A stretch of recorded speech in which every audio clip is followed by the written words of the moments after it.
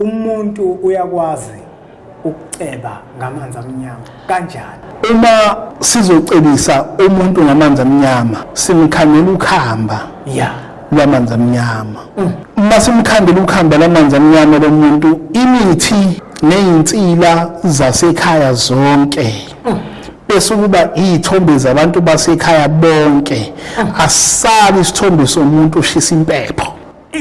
Mhlawumbe mkhaya umbuzo ongabuza umbukela ngathi njengoba sifaka lezithombe zalabantu, kungabe mhlawumbe kuphakama lo muntu lo owenzayo yena yedwa noma bonke labe sofaka izithombe zabo bayaphakama? Kuphakama lo ofaka izithombe zabantu bonke laba bantu ngebaze bafe bengenalutho.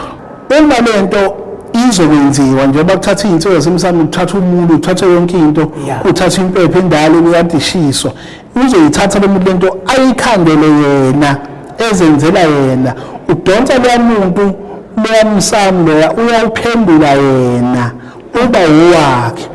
Uzothi uyahlaba lo muntu, uhlabela ingane zakho, umuntu ingane zakho enza yonke into yakho, enza umsebenzi, uzophuma ekhaya eseyimuntu kembili athi niba bosibambane nasi isithebe sengisenzela sona namhlanje, sengiyaphuma manje ngiyakwasibambane. Usibambane wenza iphathi ngoba makukhulunywa ngamanzi amnyama, amanzi amnyama athina endlini ethina esikoleni sakithi siyawenza. Ukwelapha futhi siyawelapha. Mawukwazi ukukhanda isipoki ngeke uhlule ukukhanda amanzi amnyama, ngeke uhlulwe ukwalapha.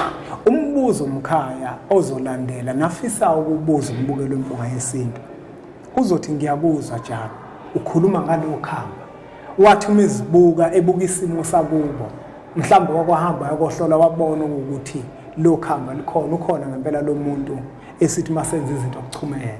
Umbuzo uzoba sekutheni uJama angakwazi mhlawumbe ukusilekelela ekutheni lento eyenziwa yilo muntu ingasasilimazi, ngoba kuzoba khona ozoqala kanjalo athi sifisa ke thina manje ukuyilungisa lenkinga, singalekeleleka yini noma akukwazi ukulungiseka. Sifisa silungisa umsamo kabusha bese basizolungisa lento. Mawubize thina, mawubize mina ngizokulungisela lento, akube nebuzo emnyama egcekeni isizoyifica sikhona.